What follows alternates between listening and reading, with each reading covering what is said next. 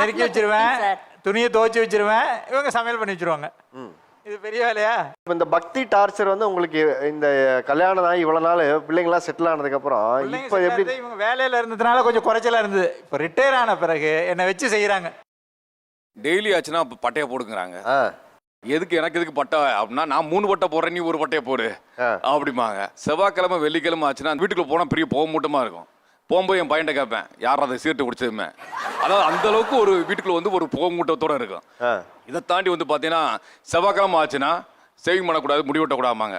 நமக்கு கிடைக்கிற டைம் எந்த டைமோ வந்து நம்ம முடி வெட்டி இருக்க போகிறோம். இதெல்லாம் பண்ணக்கூடாது, இதெல்லாம் வந்து சாமிக்கு வந்தது இல்லைம்பாங்க. அதே நேரத்தில் வெள்ளிக்கிழமை ஆச்சுன்னா நேரத்தில் வந்து பார்த்தீங்கன்னா கருப்புசாமி பாட்டு போட்டிருக்கோம். போட்டோன்னே எதிர்த்து வாட்டி டான்ஸ் ஆட ஆரம்பிச்சிட்டா. இதாண்ட லாக்கிடா, இன்னொரு பாட்டை போடுறா அப்படின்னா என் பையன் போடு போடு போடுமா. 1 பாட்டு 2 பாட்டு 3 பாட்டுன்னு சொல்லி நேற்று 3 பாட்டு போட விட்டு டான்ஸ் கச்சேரி மாதிரி இது நான் பார்க்குறது டான்ஸ் கச்சேரி மாதிரி பார்க்க. சாமி வருது, அவங்க டான்ஸ் கச்சேரின்னு நினச்சிட்டாங்க சார். எனக்கு சாமி வரும் சார், அதனால அவங்க 1 பாட்டுக்கு நீ ஆட வேண்டாம், 3 பாட்டுக்கு சேர்ந்து ஆடு அப்படின்னு சொல்லிட்டு 3 பாட்டு போட்டு டான்ஸ் ஆட விட்டுட்டாரு சார். சாமி அவ்வளோ தூரத்துக்கு வரும் சார்.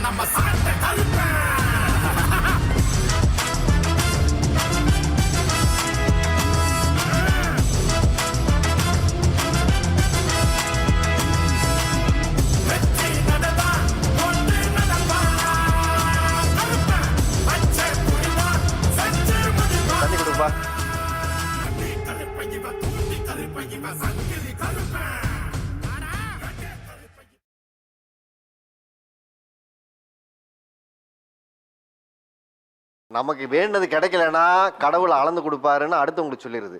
நமக்கு நடக்கலைன்னா ஒரு இடத்துல பக்தியா நீங்க அவங்கள ஃபாலோ பண்ணல, அதனால நடக்கலன்னு சொல்றது. கையெழுத்து கும்புற சாமின்றாங்க. கையெழுத்து கும்புற சாமிக்கு 10 ரூபா தட்டில் போட்டாதான் தட்டுக்கு திண்ணி நம்ம நெத்திக்கு வருது. அப்படியெல்லாம் இல்லையே. இல்லைங்கக்கா, இது எல்லா இடத்துல உண்மை. யார்ட்ட காசு போட்டாதான் சாமி எடுத்து நெத்தியில் வச்சுருவாரு, இல்லாட்டி நீயா எடுத்துக்கணும்னு சொல்லுவாரு. நமக்கு கடவுள் கொடுத்தா போதும் தம்பி.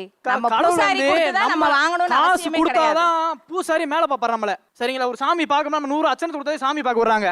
ப்ராப்பரா அவங்க விரதம் இருந்து அவங்க எப்படி வேற. இப்ப நான் பேசுறேன்னா நீங்க வேற பேசுறீங்க. இப்ப நம்ம சொல்றது, இப்ப நான் ஒரு பைக் எடுக்கிறேன், எனக்கு ஒரு பிள்ளை வந்திருக்கு, என் பிள்ளைக்கு ஒரு பிறந்த நாள் சாமி கும்பிட போறேன்னா அவங்க என்ன பண்ணுவாங்க, ஒரு எலுமிச்சம் பழக்கம் கொடுக்குறாங்களோ 10 ரூபா கொடுத்தா கையில் எலுமிச்சம் வந்துருவாங்க. சரி, இப்ப அந்த காலத்தை நம்ம வாழ்ந்துட்டு இருக்கோம். இந்த இடத்துல நம்ம யோசிக்கிறது என்ன இருக்கணும் தெரியுமா? மனசுக்குள்ள இருந்தா போதும், பத்தியை போட்டு மிழுங்காதீங்கன்னு தான் நம்ம சொல்லி வர்றது. இப்ப பூசாரி எதுக்கு இருக்காங்கன்னா காசு கொடுத்து அவரு விபூதி கொடுக்கணும்னு கிடையாது, நம்ம விருப்பப்பட்டு போட்டாத.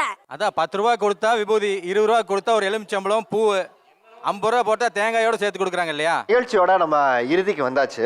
இப்போ இந்த நிகழ்ச்சி வந்து சாமி இருக்கா இல்லையாங்கிற விவாதம் இல்லை. நான் அதுக்கெல்லாம் விளக்க சொல்ல போறதில்ல. அது அவர்களுடைய நம்பிக்கை. அதற்குள்ள நானும் வாத்தமலவா நிகழ்ச்சியோ வரல. இதை முதல்ல டிஸ்க்ளைமரா இல்லை, ஸ்டேட்மெண்ட்டாக நான் இங்கே டிக்ளேர் பண்ணுறேன்.